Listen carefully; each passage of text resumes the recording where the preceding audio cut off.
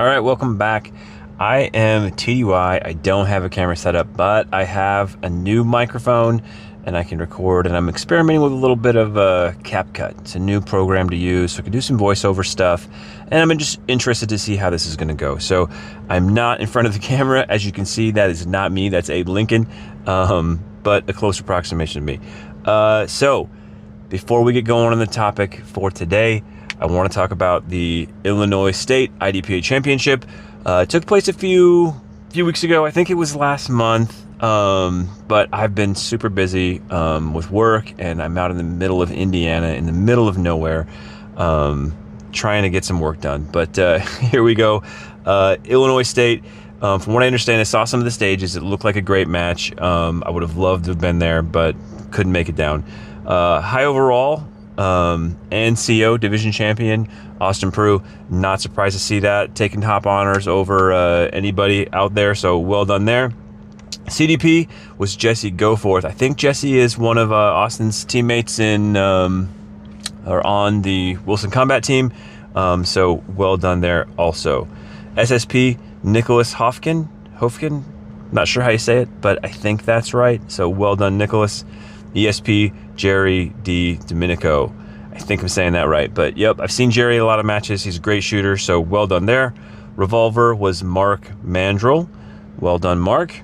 Bug, of course, Aaron Rags Ragusa. Also the match director. Aaron, I think I read on Facebook that Aaron has been the MD or running this match in some capacity for 11 years. That is a crazy amount of time. I did it for 2 years, and I'm like, dude, I need a break. So 11 years is something cool. So PCC was Aaron Brose, CCP Brad Edens. There were a total of 187 DOS shooters, 187 shooters, and 85 of them were dot shooters. So I did not do the calculation before, but that's got to be over 50%. So again, we're seeing that trend hold in another state championship with over half the field in a dot division that includes PCC, but that is too much or too high in my estimation. So recently, I've been getting, I got a couple of emails, and I thought it was like, it's too coincidental not to talk about it. So I got an email from a couple of different people asking me like, hey man, what do you think the alternatives are to IDPA? Or hey, we're at our club, we're putting together this, a concealed carry sport with new rules, and just kind of starting over from scratch, which started me thinking like, what is out there? So while I was TDY in Virginia once, and I shot a GPA match.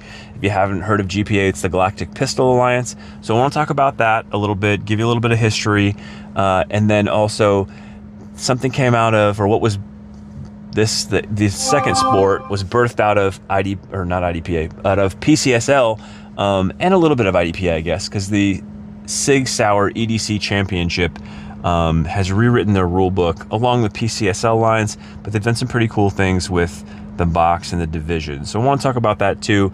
So I didn't, in addition to not bringing a camera to do this video, I didn't bring my hat camera either. I thought I did, but it wasn't in my bag when I got here, so maybe TSA stole it. But let's look at a few more of the stages I've got for you. They are all third person, and we'll come back and we'll talk a little bit about alternatives to IDPA.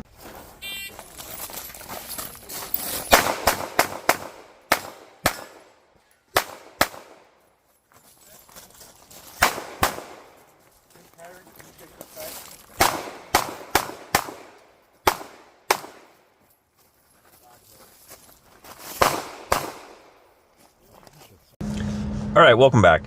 So got a couple of things I want to talk to you about today. So the first being GPA.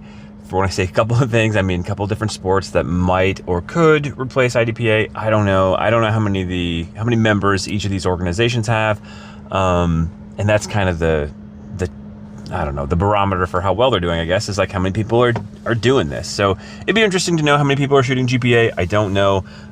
If you know, let me know. So a brief history. So I guess GPA started in 2022 as sort of like a branch off of IDPA. I don't know this for certain, but I think that it was born out of like frustration with the complexity of IDPA's rulebook, because there's just, they don't come right out and say it like in their literature, but it's like most of this is directed at like the changes that the ways in which it's similar to IDPA, and the things that have changed in it are the things that IDPA shooters bitch about a lot. So it makes me think that that's where this came from, is frustration with the IDPA rulebook. It is so much more simple. It's like 12 pages total, so it's a lot more simple than the IDPA rulebook. I have shot it before. I shot it one time when I was TDY out in Virginia. It was awesome. I had a great time. There are some things I like about it, and there's some things that I don't care for as much. So let's get into a few pros and cons.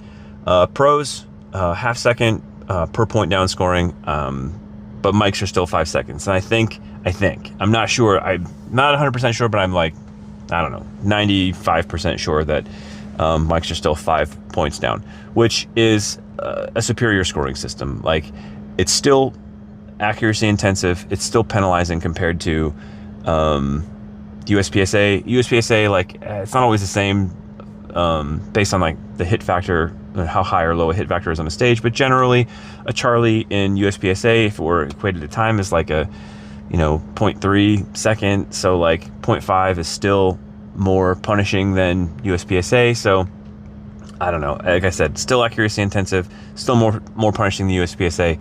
I just don't see a downside to it. I think that the 1 second per point down is just over the top a bit. So I don't know why we changed to that. I think it was like 2000 and I want to say it was like 2015 that we went to that. So yeah, if anybody knows when that was or why that was, let me know. Next pro, stages can be up to 24 rounds. I like that idea. I think 18 is just too few in a stage. Sort of a correlate to that is that you can only have like 20 yards of movement in an IDPA stage, and like, I don't know, like, okay, I guess it only has to be like one plan that doesn't even have to be like a good plan, but like one plan that's 20 yards. So like, yeah, whatever. But I really like the idea of having a few more rounds, especially now that we have a division in SSP that is 15 rounds in the magazine. Like, everybody's got more than 18 rounds in their gun and on their belt, so I think we can do a little bit better than just 18. I don't want to go crazy. I don't want to have like 60 yards of movement and 50 rounds or a stage or something, but like, I don't know, 18 just seems too few. Even coming up 2 rounds at 20 or 22, I think would be better than 24. The next pro for GPA, mags loaded to capacity, reload when you feel it is appropriate. There is no round on the ground penalty, and all you got to do is reload after the first shot and before the last shot. I think so. Ammo management is just on you. I think that's much better. I struggled with this for a long time, and even recently had discussions with guys back home about like, no, I don't want to do the dropping the magazine wherever you want to, but like, realistically, like, it just makes sense if it's if you have to do a reload. If you didn't have to do a reload, like, I don't know. I like the mandatory reload, and essentially in IDPA there is a mandatory reload anyway, because you have to go to 10 and reload, or 6 or 8 or whatever, but you have to do a reload. So this is just I don't know, more consistent. It makes stage planning a little bit more interesting, because it's like, well, where are you going to do it? Where am I going to do it? Where does it make sense? I don't know. I just like it. I think that's an elegant way of solving the mag issue, or the round on the ground issue that a lot of people have issues with in IDPA. Next and last pro, not last pro, this is what I looked at real quickly, and when I was looking on their website and kind of looking back at the sport and remembering what I did when I was there, there is no tactical priority for open targets, but fault lines are still slice the pie. I think that's great, because there's things that make sense within a stage where it's like, oh, it makes sense to shoot this left to right from, even though they're in the open, and making it mandatory that you have to shoot it near to far. Sometimes, like, if there's a non-threat in the way, or a barrel or a wall in the way, it's like, well, now I have to stand right here where I would otherwise be moving and shooting. because I have to shoot them near to far. Whereas if I could take the close one last, I could move out and shoot it on the move. So I think that's and then it's just less to remember. You don't have to deal with it. And then slicing the pie from fault lines, that makes sense. You're using cover. That's how you use cover. It makes sense. So I just think that's a good idea, or a good way to go about target engagement. So cons, I don't have a ton of cons, but so first one, there's no concealment required whatsoever. Like I just can't get on board with that. Even if it were concealment if there were a concealment division within the sport, but like this for me is a concealed carry sport. Even GPA, in that it is similar to IDPA, is a concealed carry sport. I don't know anybody that open carries. I'm not a cowboy, and I don't work in uniformed law enforcement anymore, and most of the people who shoot these sports don't either. So like you're practicing for something that like you may or may not ever do. So, but at the same time, I don't like fishing vests either. I think that's kind of goofy. So I mean, for me, the solution is appendix. And there's two solutions that I could think of to this besides appendix. And the first one is just make a rule in the rule book that straight up says concealment is required, fishing vests are not allowed. I know that makes it tough because like, what's a fishing vest and what's a vest? It was just a regular vest or whatever. So that's not the easiest thing to do. The second thing is hey, when you sign up, you certify that like, hey, the way that I plan to shoot if GPA were to say make a concealment division or an IDPA go this way or something else in between. If they were to say, hey, when you sign up, you're certifying that this is the way that you carry. And if you carry and you walk around in the real world in a fishing vest and you want to show up with it, and I'm saying write this into the rule book. If you walk around wearing a fishing vest day to day, then by all means show up here and shoot with it, but we will make fun of you. I know that I don't know if I'm alienating people here, but like the vest, I can't get on board with it. I just don't like it. So anyway, off my soapbox, I guess. Next con, targets. The stage description may mandate or state that targets are required to be shot on the move. I don't like that.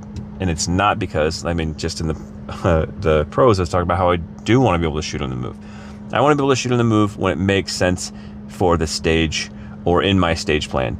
If I'm just against any match director or stage description telling me you must engage these on the move. You must do this way. Like, make interesting stages, and then let the shooters shoot them how they will. If it makes sense for me to shoot them on the move, then I'm going to do that. But what if I find like a super cool way to shoot this, or an interesting way, or a more expedient way, but I can't because your stage description says I have to shoot it on the move. I just don't like, I don't want people making me do things. So there's that.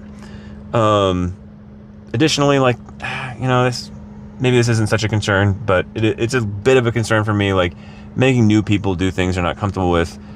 Not on board with that either. So I don't know. Next con, there is unlimited steel and unlimited non-threats on a stage. I don't have like the biggest problem with unlimited steel. I also don't want to go to a defensive or concealed carry match and have like an entirely steel stage. Like I don't want to do that. I want to have walls. I want to have running around and shooting around objects and stuff like that. I don't want to shoot a ton of steel. So I feel, and same with non-threats, like the majority of the time that rule is probably not going to be a problem. Like the match directors are going to be like, okay, cool. Like I don't have to worry about the 2-to-1 or 3-to-1 or whatever it is in IDPA. But there's going to be somebody who's going to make like just a ridiculous amount of tight shots and non-threats, and it's just going to be over the top. If it's just like I've said in a million videos before, every principle will be taken to the limits of its logic, and that is one of the first things I think that will be taken to the limits of its logic, with just ridiculous stages that end up being not fun because it could have been fun, but you made it way too difficult or ridiculous or something like that. So, but like I said, most of the time that's probably not going to be that big of a deal. The last thing I have about GPA, the classification system. Maybe I'm being too harsh here. I don't know. I do like that it is built or based on performance. So like if you perform, you know, like a master at matches, then that's what you are. So I like that. What I don't like about it, and maybe this is nitpicky, but like I like the idea of if you're competing at a high level, then calling you a master at this, or stating you've mastered at this, and essentially they are, but it's like they're like gold, platinum, bronze, and silver or something like that, and like okay, I get it, you're trying for something different, but I just think that's kind of goofy, and I would rather it be something more traditional to both IDPA and USPSA. So I don't know if that's going to bug everybody, but it bugs me. So I'm going to show you a stage or two more. I only had third person from this match, but let's look at a couple more stages and we'll come back and we will talk about the Sig Sauer. I think it's just the EDC championship now. It used to be the 365 EDC championship, and I think it's just the EDC championship, but they made their own sort of match based on the PCSL rules. So let's talk about that when we come back.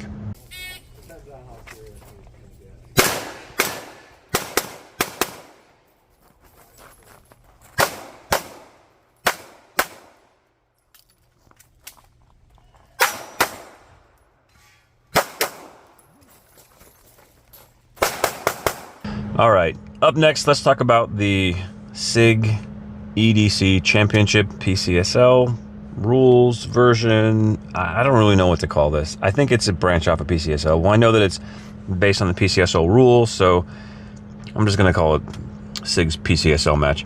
But it's directed around EDC guns, commonly carried guns, not like, I don't think that you can even, actually I know that you can't. You can only bring like a micro compact or a compact. That's the only two divisions. We're gonna get into that in a little bit later here.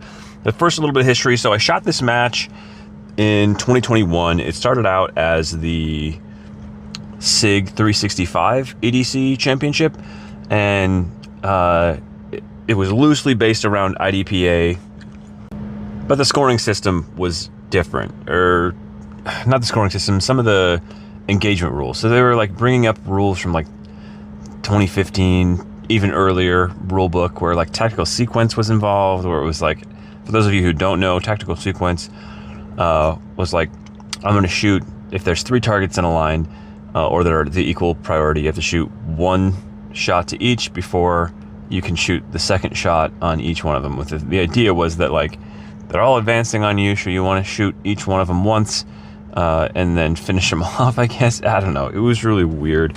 Anyway, they had us doing that. Then on top of that, like every stage was the same. It was like, oh, it's 12 rounds. You shoot these 3 over here, and sometimes you move 3 feet and you shoot those 3 over there. But like there was one stage with a pate rack, but other than that, it was a pretty boring 2015 IDPA match, and I drove a long way to get there, and I was not impressed. However, in 2023, somebody took it over, and I communicated with him via email when I first heard that he was doing this, because like, oh man, this is a great rule book. I stumbled across this rule book and I was like, this is awesome. Like, I want to do this. I haven't set up one of their matches yet. I think it would be a cool idea, but I haven't done it yet. So for those of you who don't know, PCSL, from what I understand, has similar stage structure. The target is different, but stage structure, whereas there's like, you know, you're in the shooting area, you're out of the shooting area, instead of fault lines and cover. So I don't know how I feel about that. I think I'd need to shoot it more to get really get a good idea about whether or not I like it. At this point, just thinking about it, I like USPSA well enough that shooting this in a concealed carry capacity, I think I would like it. But I'd need to shoot it more to really say.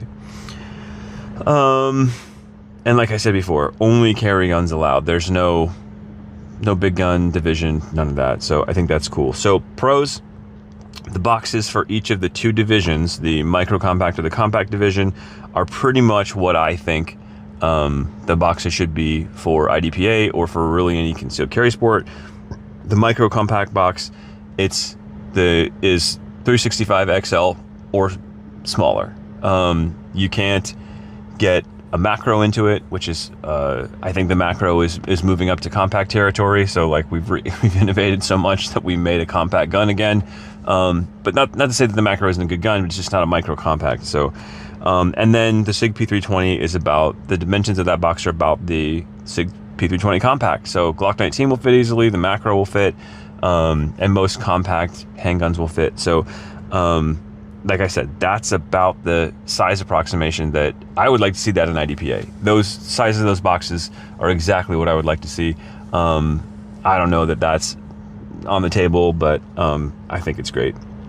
So like I said, there's 2 divisions. However, each division is reported as irons or optics. So there's 4 divisions. So there's, I don't know, I don't feel like that's too much. Like there's irons, optics in micro and compact. So we're really only giving out divisions, trophies, and awards for 4 divisions. So I don't know that they have any structure in terms of classification. So that's maybe a downside, but you know, I definitely like that they're broken up into irons and optics. Concealment is required. So it doesn't say anything about fishing vests or t-shirts or whatever. It says something about how the gun must be concealed, but it doesn't say you can't use a fishing vest. So, okay, it's allowed in this. You could use it. Again, I think fishing vests are goofy, but if that's you and you like it, then right on.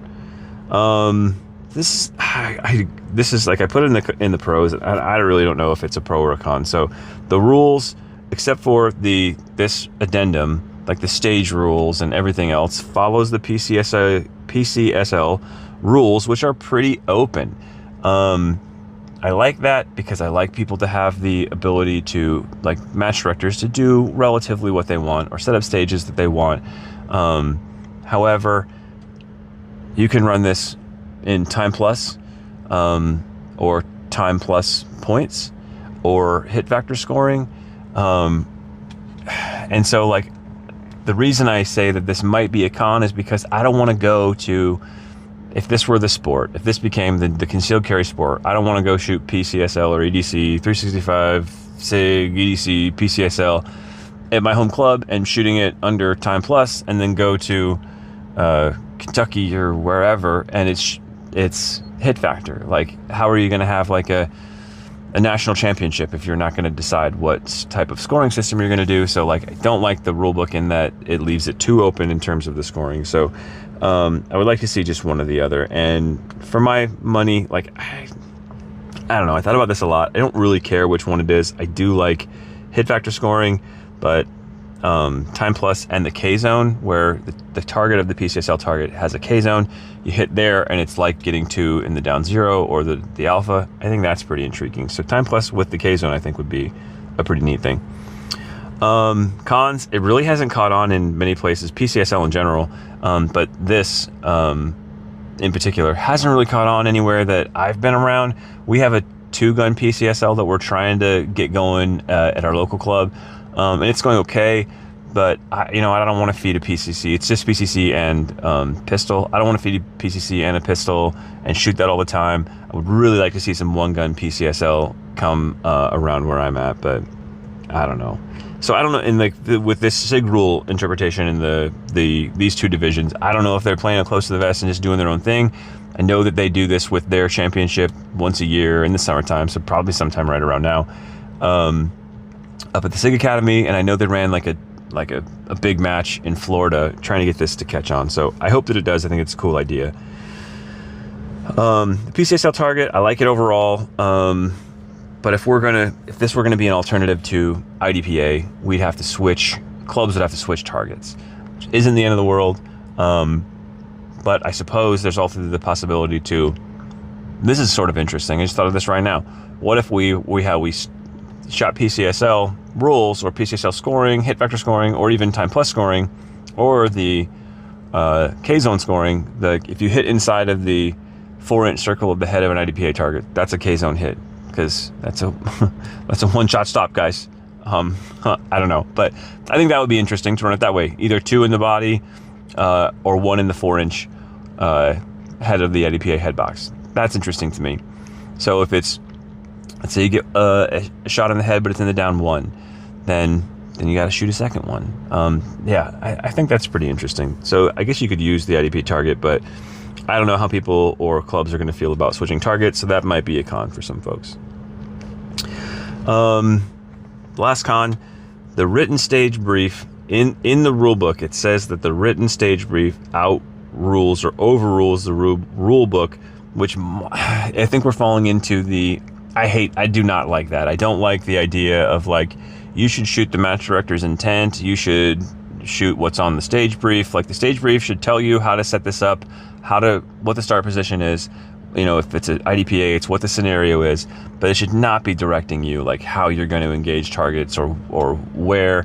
If you can shoot it and you can shoot it safely, and there's a way that you can do it that the match director didn't see in his own stage and it saves time, then like if I'm the MD and you figure out a way to, you know, break my stage, quote unquote, and shoot it faster than what I saw, like that's awesome. Like I'm gonna do your plan now, or if I haven't shot that stage or whatever. But yeah, I just don't see, I just really disagree with that.